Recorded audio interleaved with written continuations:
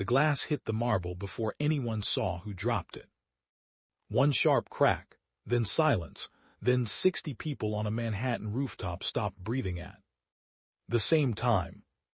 Caldwell Rourke did not flinch.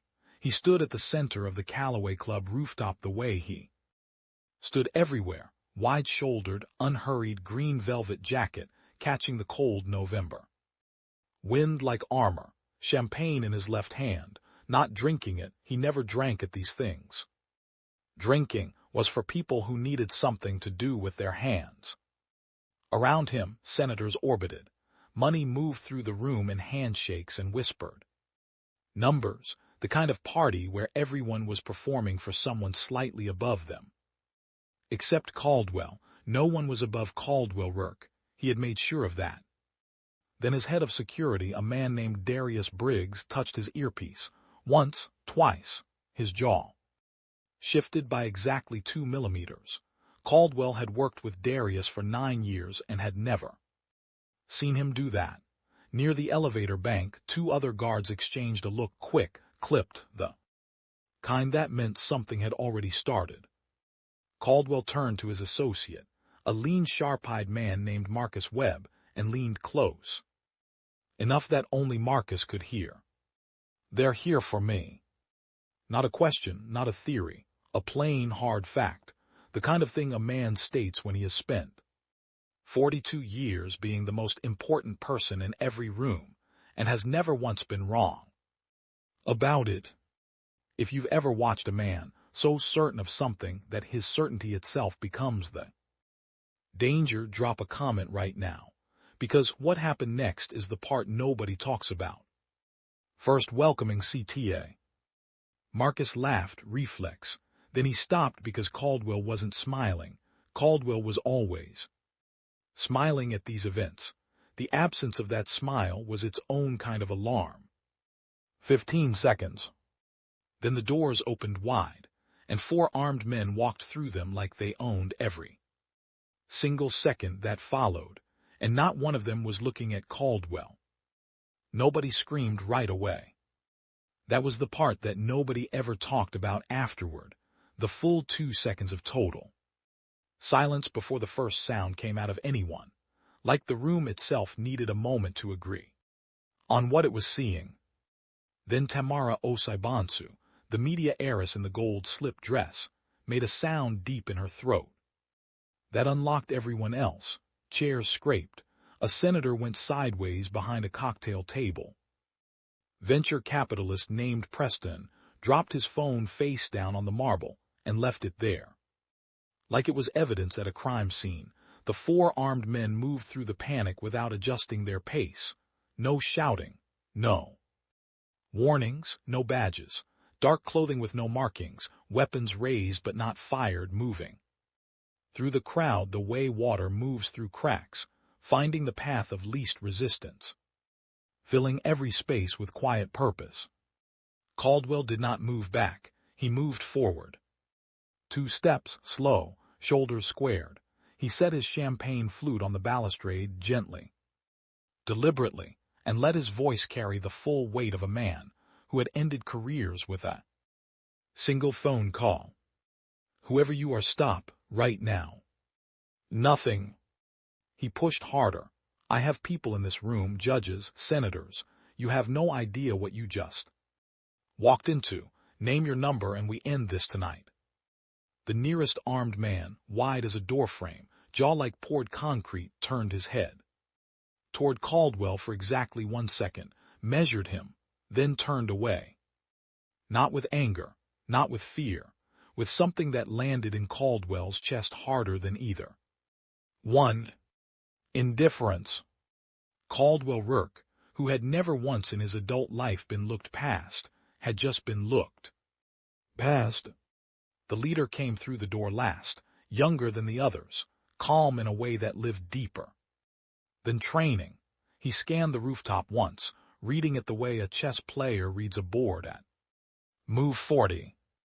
Then he walked straight past Caldwell without a single glance, like he wasn't there. She hadn't moved once. While 60 people scrambled, ducked, and grabbed each other, while a senator pressed himself against the bar, and a billionaire tried to buy his way out of a situation that money couldn't touch. She stood at the far east edge of the rooftop, one shoulder near a potted olive tree, arms loose at her sides, and watched. Dark jacket, dark trousers, dark hair natural falling past her shoulders with no arrangement. No jewelry except a thin silver band on her right hand. No drink, no phone, no expression that gave a single thing away. Her eyes moved in sweeps, methodical, 3 seconds on the stairwell door, 2 seconds on Darius and his weapon hand, 1 second on the gap between the elevator bank and the far wall. She was counting exits.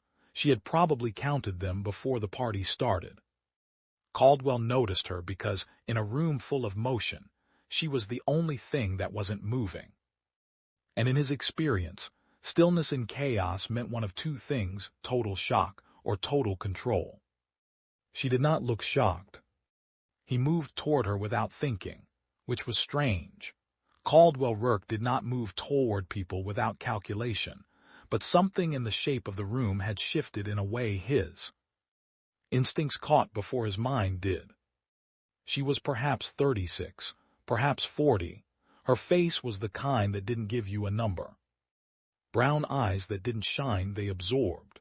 The kind of eyes that collected information and gave nothing back. He had never seen her at one of these events. He knew everyone at these events. That alone should have been impossible. Their eyes met across 20 feet of cold marble. She didn't flinch. She didn't look away. She looked at him the way a good doctor looks at a patient who just described symptoms the doctor recognized 3 sentences ago. The armed men slowed. The leader raised his chin. And all 4 of them turned, not toward Caldwell, not toward anyone else, but directly toward. Sorry. The leader stopped 3 feet in front of her. His weapon was holstered. Caldwell only noticed.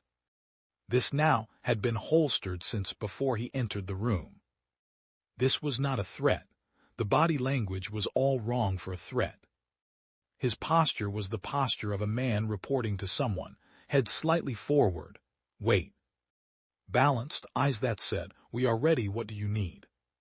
He waited. She let him wait, not to make a point, the way you let an engine settle before you move.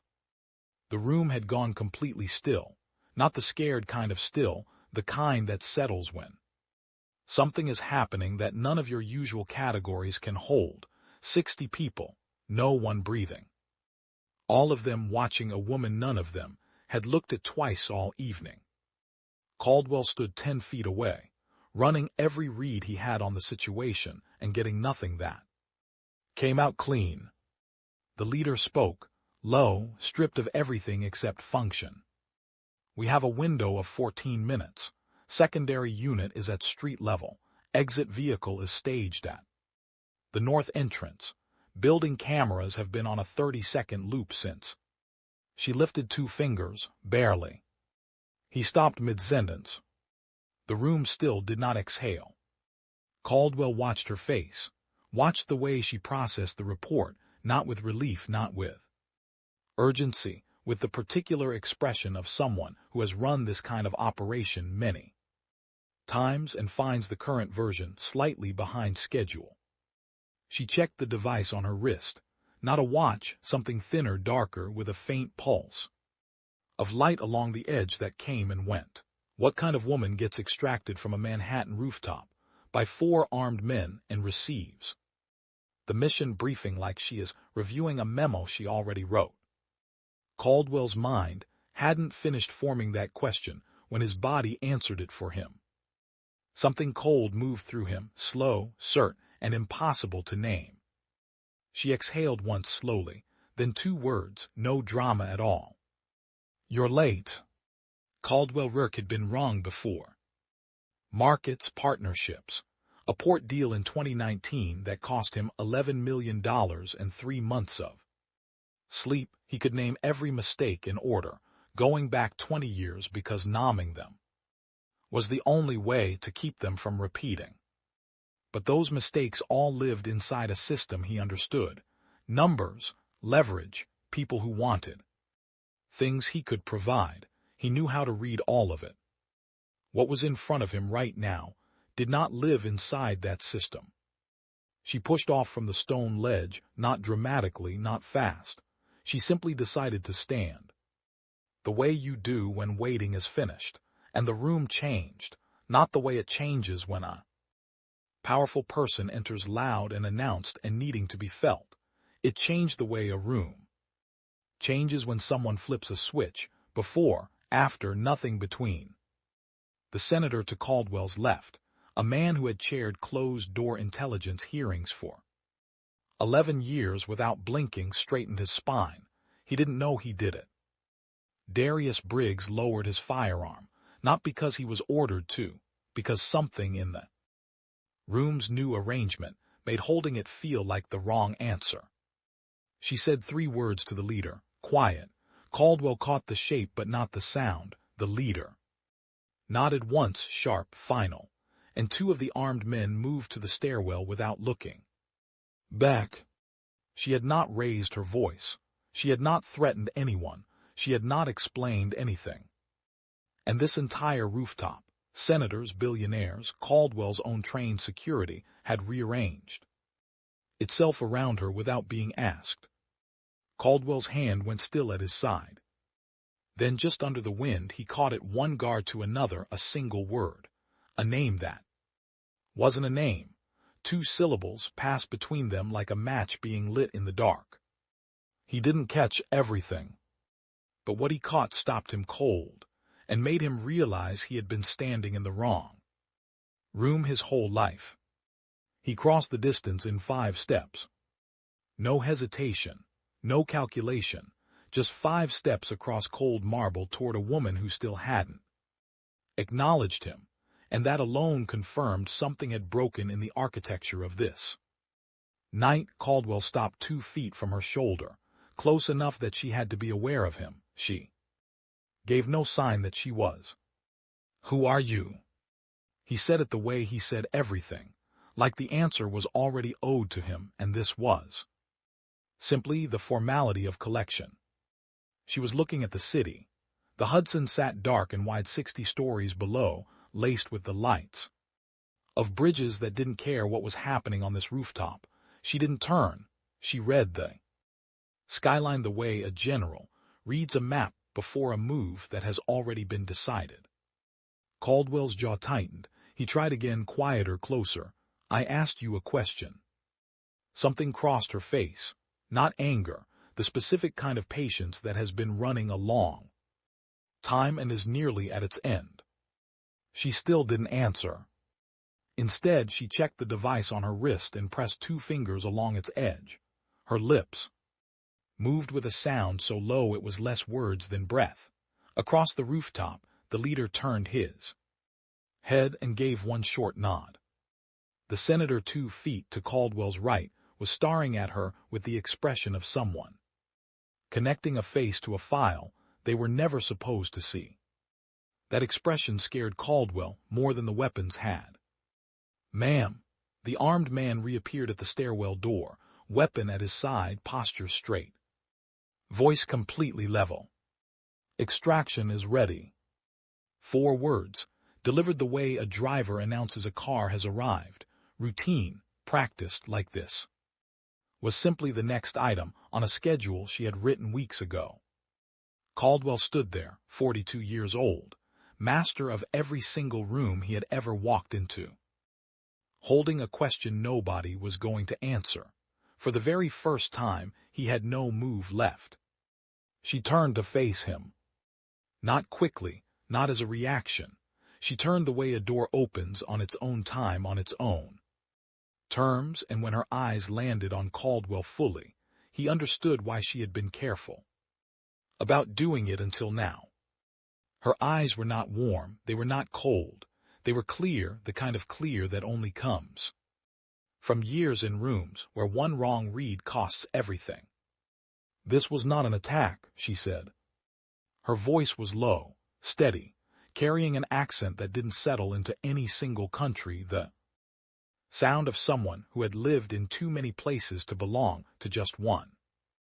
It was a retrieval, mine, a pause so brief it was almost nothing. That is all you need to know. About tonight. Caldwell's mind moved fast. No insignia, no standard jurisdiction, a team that operated in the gap between official channels, the kind of gap that only opens when someone powerful enough has made sure it stays open, a device on her wrist no manufacturer was selling publicly. You've been close to this before, he said. She looked at him the way you look at someone who has finally asked the right question.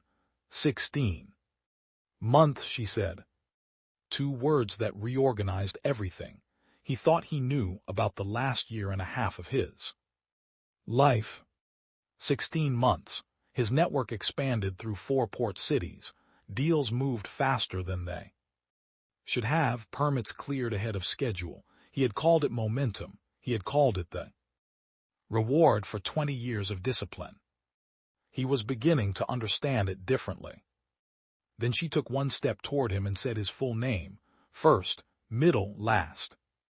The middle name lived on no public document. The only person who had ever used it regularly was his mother, gone 11 years now. Hearing it here in her voice on this rooftop turned something in him cold. Not the name alone. The fact she had known it all along and chose tonight to use it. He tried to negotiate. It was the only language Caldwell Rourke had ever fully trusted: leverage, exchange, finding the right number to make a problem disappear. He had pulled companies back from the edge with it. Settled disputes courts couldn't reach, made powerful men shake hands over things no one would ever write down.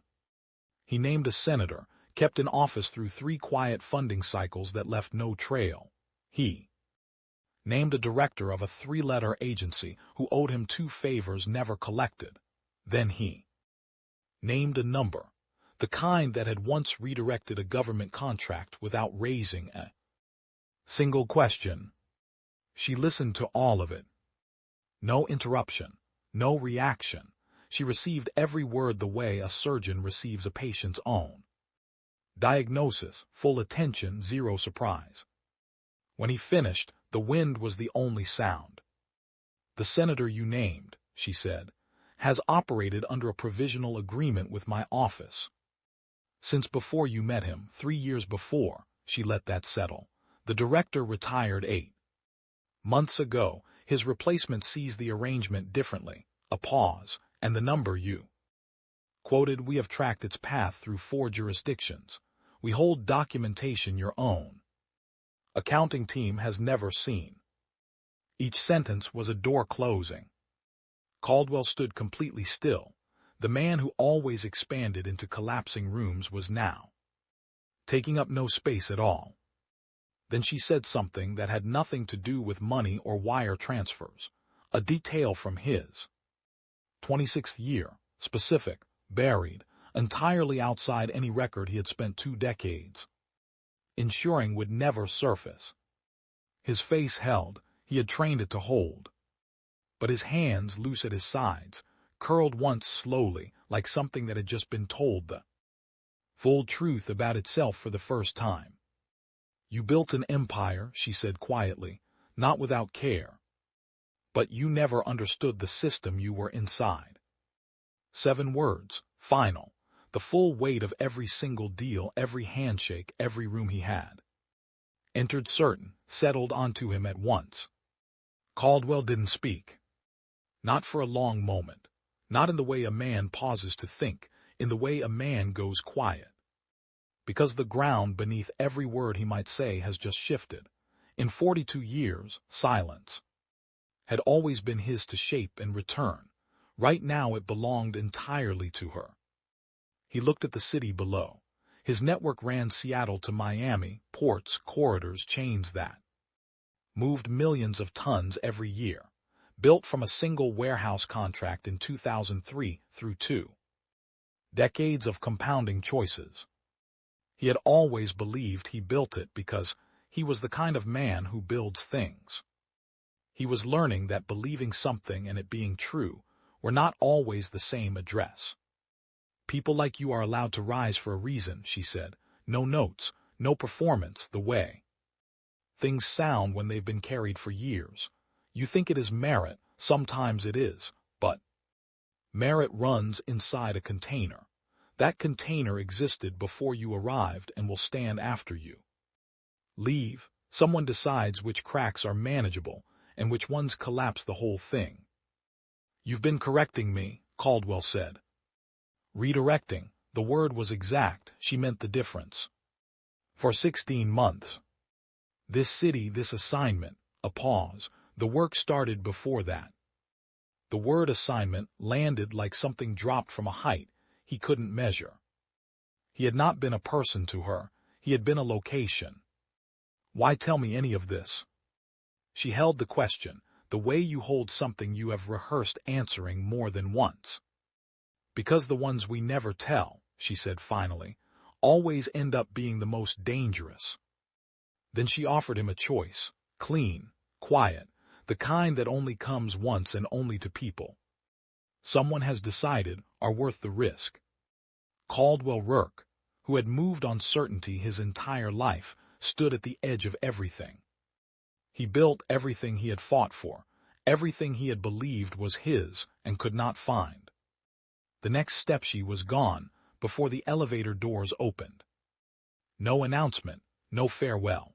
She moved through the stairwell door with the same unhurried calm she had carried all night, and the space she left went hollow, the way a room feels after its most important conversation has ended, and you weren't ready.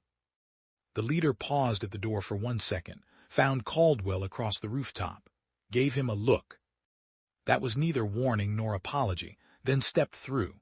The door closed. Silence pressed down on 60 people at once.